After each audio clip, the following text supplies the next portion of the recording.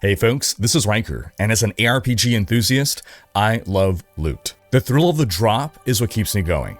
And looter shooters share a lot of DNA with ARPGs. They're all about the item hunt. That's why NetEase sponsored me to check out Destiny Rising, a new looter shooter that is not just a Destiny 2 port, it's an officially licensed standalone game made for mobile, but with full emulator support. So in this video, I'll tell you folks about Destiny Rising from the perspective of an ARPG fan who loves cool itemization and build theory crafting. And the gameplay you're seeing here is me playing on PC on Emulator, using mouse and keyboard on an early access account on a test server. But you can check out the game for yourself. Follow the link in the description below. It is launched globally, just download and play. So let's start by talking just a bit about the setting. This game takes place within the universe of Destiny. The story happens before Destiny 2. It doesn't interfere with it chronologically.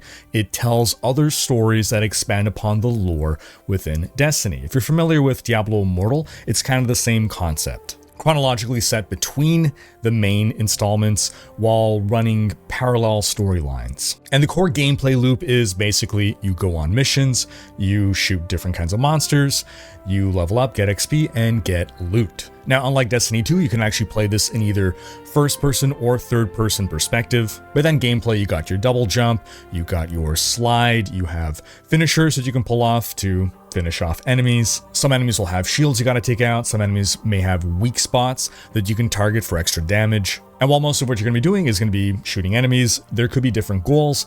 It's not always just kill all enemies, it could be as well like you have to capture a series of points by getting over to them, holding them by being in proximity while waves of enemies are coming, and then moving on to the next point to control. Some game modes will let you earn greater rewards for completing all objectives within a certain amount of time. You even have reputation ranks that you can upgrade by completing certain objectives within certain areas in order to unlock reputation rewards. Now, speaking of rewards, part of your gameplay loop is going to be your pinnacle energy. So every day you're going to generate a certain amount of pinnacle energy, and you cash in your pinnacle energy in order to get rewards.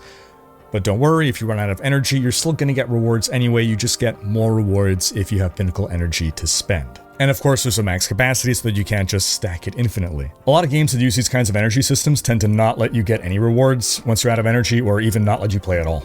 Now, one of the really cool things are the map modifiers that shake up your missions. These tend to be extra environmental challenges that force you to react and play a little differently. So one of them might be that periodically you're gonna have to stay in a safe area or take ongoing damage. Another might be that shield generators will spawn, rendering enemies invulnerable until you gotta go in and destroy those shield generators. Another will be crystals spawn that prevent us from healing. So if you want to heal, you got to destroy the crystal. Another one is these sort of energy balls that are going to follow you, not super fast, but they're going to come at you and you're going to have to dodge and avoid them, because if they hit you, they will temporarily prevent you from attacking. Some of the modifiers are simply that different elemental weapons will deal more damage, or different weapon types will deal more damage. Another one is that every so often there's this blast of solar radiation that goes throughout the map, and you gotta get to a safe spot to avoid taking damage. Probably the coolest one, though, is a black hole forms, and it's slowly expanding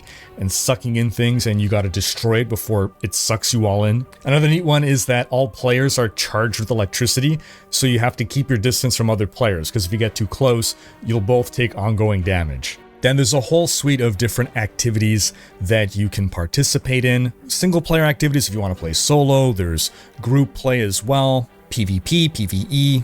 There's one cool one, the Realm of 9. This is basically a roguelite mode where after every round you get to pick a modifier for your next round. There's also public events, there's also character quests that you unlock by progressing a character, by playing a certain character and eventually unlocking their personal quest. They even have a 1v1 card game mode. Yes, if you're into that kind of stuff, you can do that. They also have fishing, so if you're into fishing, you can do the fishing minigame. So really, there are a wide variety of different activities and game modes to play. Let's talk now about builds and the different kinds of play styles that you can run in Destiny Rising. So it all starts with characters. Currently, there are 10 characters to collect in the game. every character has a level. You level up your characters, but your level is shared across all your characters. So really, you're leveling up your party as a whole. You don't have to individually grind your different characters. As of now, there are 4 mythic rarity characters, and there are 6 legendary. When deciding what character you want to play for a specific mission, or just in general what you prefer, you'll know that every character has a few different categories to them. So first off, they're going to have an elemental affiliation. So you got either solar, you got void, and you have arc. That's their elemental damage focus. They're also going to have a role, either offense, defense, or support. And then furthermore, they're going to have a combat style, which could either be medium range, close range, or as you may guess, I think this guy's long range right here. Now, every character has 1 ultimate ability and 2 signature abilities. These are all on cooldown. The ultimate is on the biggest cooldown, and then the 2 signature abilities are on shorter cooldowns. And you can also upgrade your relics by unlocking relic traits. On top of that, every character also has what's called a talent tree. These are a series of buffs that you unlock in sequential order before, once you've completed it all, unlocking a special portrait. Now, another thing that'll affect your character choice is what kind of weapons they carry with them. Every character gets 2 weapons. The first is their main weapon, which has infinite ammo, and the second is basically their special weapon, which has limited ammo. You can, however, find more ammo drops while on a mission. Weapons are grouped into 4 styles. You have your rapid fire weapons like auto rifles or machine guns. You have your spread weapons like grenade launchers and rocket launchers. You have your impact weapons like shotguns or swords. And then you have your piercing weapons like scout rifles and sniper rifles. Then another bit of customization you get with your character is actually you get to pick up to 2 light linked companions. So these companions will give you passive bonuses, and of course you have to unlock the ability to get the full 2 light link companions. So for instance here, the choice is between better heals or better damage. So if we're looking at this with regards to builds, for instance, your main build choice is what character you are going to run. And then these characters have different vectors of progression within them, different things to advance and grind towards upgrading. So when picking what kind of character you want to play, you're basing yourself on what weapons can this character have.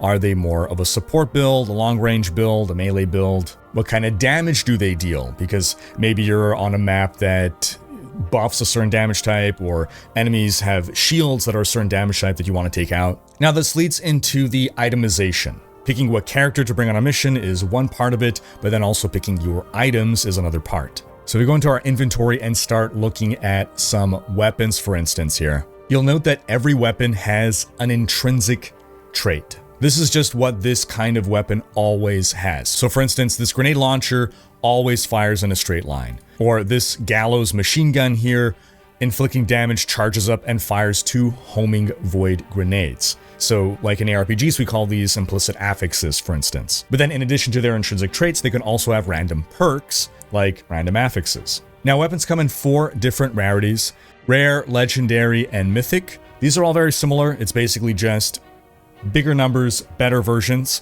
as you go from rare to legendary to mythic. And you'll notice as well here, we have the 1 intrinsic trait and 3 random perks. And that's again across any, even the rares can roll up to 3. They don't always roll with the perks, but they can roll with up to the 3 perks. Now exotics are different from the other 3. Exotics are basically like unique items in ARPGs. Rather than a random perk, they have a predetermined perk on them. So instead of getting 3 randoms, you get 1 really powerful predetermined perk. In addition to perks, weapons also have some elemental affiliation. Every weapon is either void, arc, or solar. Again, this always plays into what enemy types you're facing, because shields are going to be weak against certain elements depending on what element the shield is, and as well map modifiers may make certain weapon types more or less inviting. Now there's further weapon crafting and weapon modification that we can do. You can upgrade your weapons. In the case of exotic weapons, for instance here, there's something called exotic refinement, where you got to bring in these catalysts. So these are basically specific upgrade paths for these unique items, these exotic weapons. As for the other qualities, well, you have mods that you can add to these weapons. Every weapon has 3 mod slots. You got your scope, you got your magazine, and you have your ammo mod. And mods are going to drop as random drops, so you can plug and play things and really customize the weapon that you want to run. Now, there's one last kind of item that we didn't cover yet, and we're going to go back to characters for that, and that's the artifacts. So these are kind of like your rings and amulets in ARPGs. They're not weapons, but they're things that you carry on you, and they're going to give you different boosts and buffs. So altogether, there are a lot of different kinds of items and mods to farm up, to grind, to level up, to craft on, all to put together the build that you want to run, or more specifically, the suite of builds, so that you can pull out the right build for the right situation. Now, lastly, I wanted to give an overview of the game's monetization system. It's a free-to-play game. There is a battle pass, a free track, and a paid battle pass. Then they also have an in-game store with stuff that you can buy for both free and premium currency. The game offers a lot of different events and challenges to earn premium currency, but of course, you can also just buy it with real money. Overall, in the game, it seems most of the things you can get by just playing the game without spending money, but there's a lot of stuff that you also have the option to spend premium currency to get. The one thing I think that you cannot get without paying is characters. You gain characters via random draw, and all those draws, the way to get them is ultimately tied to some form of monetization, be it the battle pass or something else. I mean, technically you can eventually earn all the characters via free play, but it would take a really long time. So in the story here, silver, this is your premium currency, and leaf, this is what you get just by playing the game. So you have cosmetics for sale, of course. These are all premium. At the exchange, you can buy actual items. So there's different stores in here. Shifting Gates, this is all stuff that you can buy from in-game currency that you earn. Battle Pass, this is stuff that you can get from the free Battle Pass. And the exotic shop, these are from the premium battle pass. You got the fishing store. This is a fishing currency you get for just playing the game